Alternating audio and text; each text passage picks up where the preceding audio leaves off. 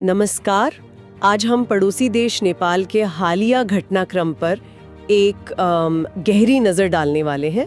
वहाँ चीज़ें बहुत तेज़ी से बदली हैं हाल में। बिल्कुल। एक ऐसा मोड़ आया है नेपाल में जिसने मैं कहूँगा पूरे दक्षिण एशिया का ध्यान खींचा है। हाँ, और खासकर इसलिए कि इस बदलाव की कमान काफ़ी हद तक युवा पीढ़ी यानी जेनजी के हाथों में दिख रही है। हमारा मकसद यही है कि इन स्रोतों के जरिए ये समझें कि आखिर नेपाल में हुआ क्या, क्यों हुआ, और ये जो जेनजी की मांगे हैं वो असल में हैं क्या, और अब यहाँ से आगे का रास्ता क्या हो सकता है। बिल्कुल। हम पूरी तरह से जो जानकारी इस स्रोत में है उसी पर आधारित विश्लेषण करेंगे। तो चलिए सीधे मुद्दे पर आते हैं। शुरुआत उन घटनाओं से करते हैं जिन्होंने इस पूरे संकट को कहना चाहिए कि भड़काया। स्रोत में 9 सितंबर को हुई जबरदस्त हिंसा का जिक्र है। जी हाँ। खासकर काठमांडू के सत्ता केंद्र सिंह दरबार में 10वीं तो वाकई परेशान करने वाली थीं। गाड़ियां जल रही हैं, सरकारी इमारतें आग के लपटों में। ये सिर्फ आगजनी की घटनाएं नहीं थी, इसे आप कह सकते हैं कि सालों से जो एक गुस्सा जमा हो रहा था, असंतोष था, उसका एक तरह से विस्फोट था ये। और सिंह दरबार पर हमला वो अपने आप में एक बड़ा प्रतीक था, मतलब सीधे सत्ता पर चोट। सही। और इसी उथल पुथल के बीच, जैसा कि स्रोत बताता भी है, तत्कालीन प्रधानमंत्री केपी शर्मा ओली को इस्तीफा देना पड़ा। उनकी सरकार गिर गई। ये दिखाता है कि हालात कितने बिगड़ चुके थे। और दिलचस्प बात यह भी है कि गुस्सा सिर्फ मौजूदा सरकार पर नहीं था, है ना। स्रोत ये भी बताता है कि लोगों का आक्रोश पूर्व प्रधानमंत्रियों पर भी निकला। 5 बार प्रधानमंत्री रह चुके शेर बहादुर देवबा। हाँ, उनके घर का जिक्र था। जी। धानगढ़ी में उनका जो घर था, भीड़ ने उसे पूरी तरह जला दिया। रिपोर्ट में यह भी था कि अंदर सब कुछ तहस नहस था। बिस्तर, बक्से टूटे हुए, तोड़फोड़, लूटपाट सब हुआ। हाँ।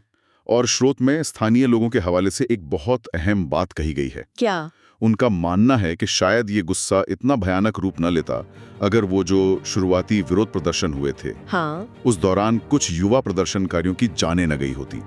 उन मौतों ने, आप कह सकते हैं, आग में घी का काम किया और फिर आक्रोश बेकाबू हो गया। अच्छा, तो उन मौतों ने चिंगारी को भड़का दिया। बिल्कुल। तो इस क्रांति या इससे विद्रोह कहें, इसके बाद अब शांति बहाली और आगे का रास्ता निकालने की कोशिशें हो रही हैं। बातचीत का दौर चल रहा है। जी। और इसी बीच जेन जी ने अपनी तरफ से कुछ मुख्य मांगे सामने रखी हैं। स्रोत इन्हें 5 बड़ी मांगों के तौर पर बता रहा है, जैसे एक भावी रोड मैप हो। जी हाँ, ये मांगे मुख्य रूप से एक संगठन है, हामी नेपाली यानी हम नेपाली, उसके द्वारा आगे बढ़ाई जा रही हैं। अच्छा। ये इस पूरे आंदोलन में एक महत्वपूर्ण आवाज बनकर उभरा है और सेना के साथ भी लगातार संपर्क में है। उन्होंने ये 5 बिंदु सोशल मीडिया पर भी डाले हैं। क्या है ये मांगे? पहली और शायद सबसे बुनियादी मांग है कि जो मौजूदा संसद है उसे भंग कर दिया जाए। संसद भंग? हाँ। और काठमांडू के जो मेयर हैं बालेन शाह, वो भी लगातार यही बात दोहरा रहे हैं। ये तो बहुत बड़ा कदम है। बाकी मांगे क्या है? क्या वो भी इसी तरह की व्यवस्थागत बदलाव की ओर इशारा करती हैं? बिल्कुल। दूसरी मांग है कि एक नागरिक सैन्य अंतरिम सरकार बनाई जाए। नागरिक सैन्य? हाँ। मतलब मिली जुली? हाँ, लेकिन इसमें एक बारीकी है। साफ कहा गया है कि सेना की भूमिका सिर्फ सलाहकार की होगी और कानून व्यवस्था की निगरानी तक सीमित। सरकार का संचालन पूरी तरह से सिविल सोसाइटी के प्रतिनिधि करेंगे। तीसरी मांग है कि 6 से 12 महीने के अंदर, मतलब ज्यादा से ज्यादा 1 साल में, निष्पक्ष आम चुनाव कराए जाएं। ठीक है। और चौथी और पांचवी मांग, ये सुनने में तो काफी असरदार लगती हैं, खासकर पुरानी व्यवस्था को लेकर। हाँ, ये सीधे तौर पर पुराने राजनीतिक तंत्र को निशाना बनाती हैं। चौथी मांग है कि जितने भी पुराने राजनीतिक दल हैं, नेता हैं, जिनमें पूर्व प्रधानमंत्री, मंत्री सब शामिल हैं, और यहाँ तक कि सरकारी कर्मचारी भी। अच्छा, कर्मचारी भी? हाँ, उनकी संपत्ति की जांच के लिए एक शक्तिशाली और स्वतंत्र न्याय का आयोग बनाया जाए। और पांचवी मांग इसी से जुड़ी है कि इस आयोग को सिर्फ जांच का नहीं, बल्कि कार्रवाई करने और सजा तय करने का भी अधिकार हो। बाप रे। तो ये 5 मांगे मिलकर सिर्फ सरकार बदलने की बात नहीं कर रही, ये तो नेपाल की पूरी पुरानी राजनीतिक व्यवस्था और संस्कृति को ही, मतलब जड़ से बदलने का एक बहुत महत्वाकांक्षी खाका है। बिल्कुल। खासकर ये संपत्ति जांच और सजा का अधिकार वाला आयोग। ये तो सीधे सीधे स्थापित नेताओं के असर को खत्म करने की कोशिश लगती है। सही कहा आपने। लेकिन क्या इन पर सब सहमत हैं?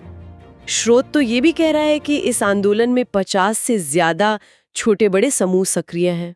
और यही असली चुनौती सामने आती है। इतने सारे समूहों के बीच आम सहमति बनाना, और खासकर नेतृत्व के सवाल पर, ये बेहद मुश्किल साबित हो रहा है। अच्छा। रिपोर्ट के अनुसार कल ही सेना और जेनजी के जो अलग अलग गुटों के प्रतिनिधि थे, उनके बीच करीब 9 घंटे लंबी बैठक चली। 9 घंटे? हाँ, लेकिन अंतरिम सरकार का नेतृत्व कौन करेगा, इस पर कोई सहमति नहीं बन पाई। कोई नाम सामने नहीं आया?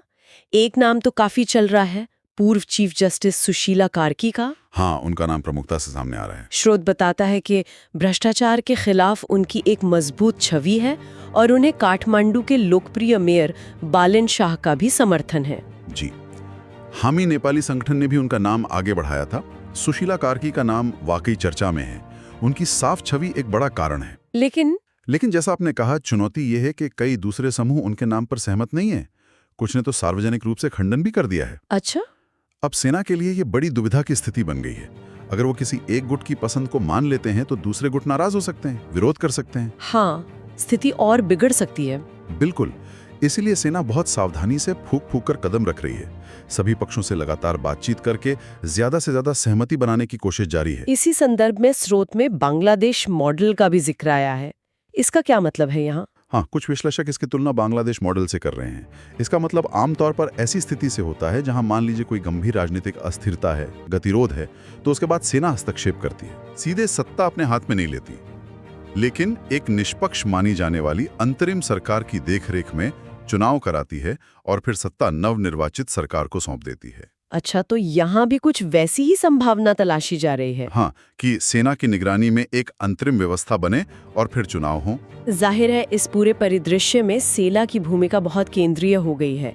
मतलब उन्हें न सिर्फ कानून व्यवस्था संभालनी पड़ रही है, बल्कि एक तरह से राजनीतिक मध्यस्थ भी बनना पड़ रहा है। बिल्कुल, लेकिन ये भूमिका चुनौतियों से खाली नहीं है।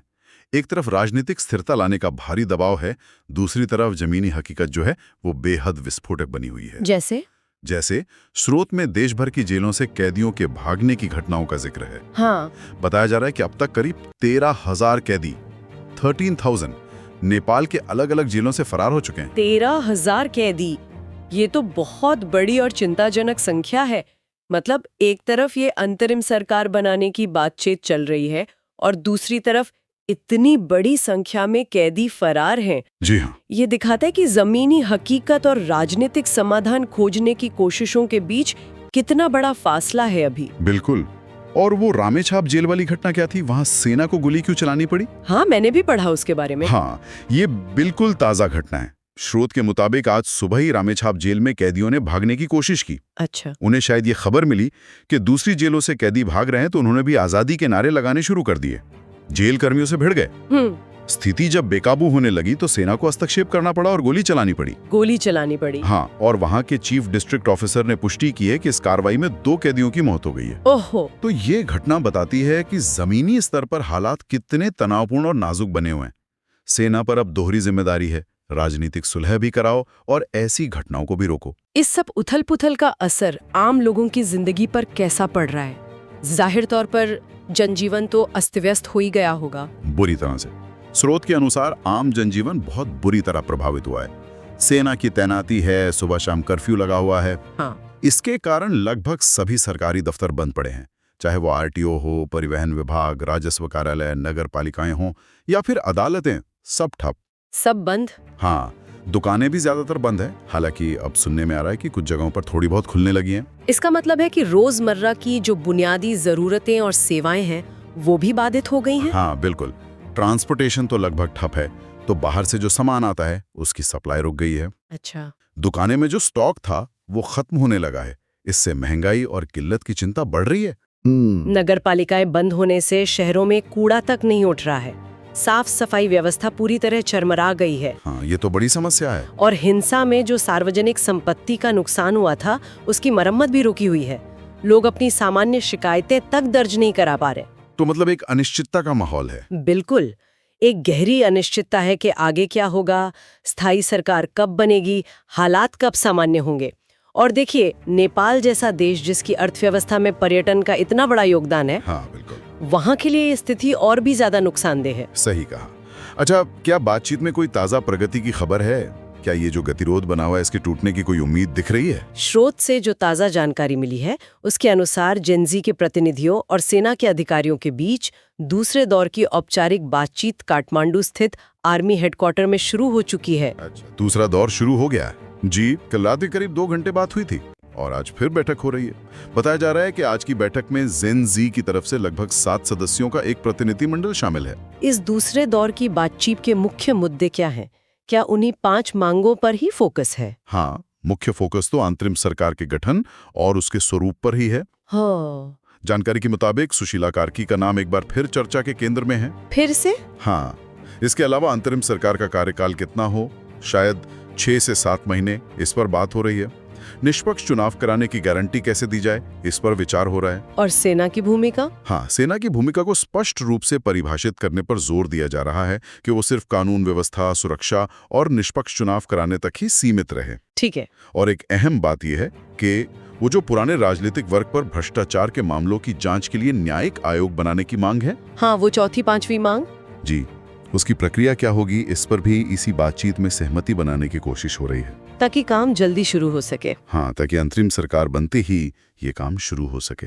तो कुल मिलाकर देखें, नेपाल इस समय इतिहास के एक बहुत ही नाजुक और कहना चाहिए कि अहम मोड़ पर खड़ा है। बिल्कुल। हमने देखा कि कैसे जेनजी का वो जो वर्षों से दबा हुआ गुस्सा था, वो सड़कों पर फूटा। उसने पुरानी राजनीतिक व्यवस्था को सीधी चुनौती दी और अब वो एक नई दिशा तय करने की कोशिश कर रहे हैं। सही कहा। जेनजी की ये 5 सूत्री मांगें भविष्य की दिशा तय कर सकती हैं। ये सिर्फ सत्ता परिवर्तन नहीं है, ये व्यवस्था परिवर्तन का एजेंडा लगता है। हाँ, लेकिन जैसा हमने पूरी चर्चा में देखा, इन मांगों पर और खासकर नेतृत्व के सवाल पर सभी आंदोलनकाली गुटों के बीच आम सहमति बनाना, यही अपने आप में एक बहुत बड़ी चुनौती है। बिल्कुल।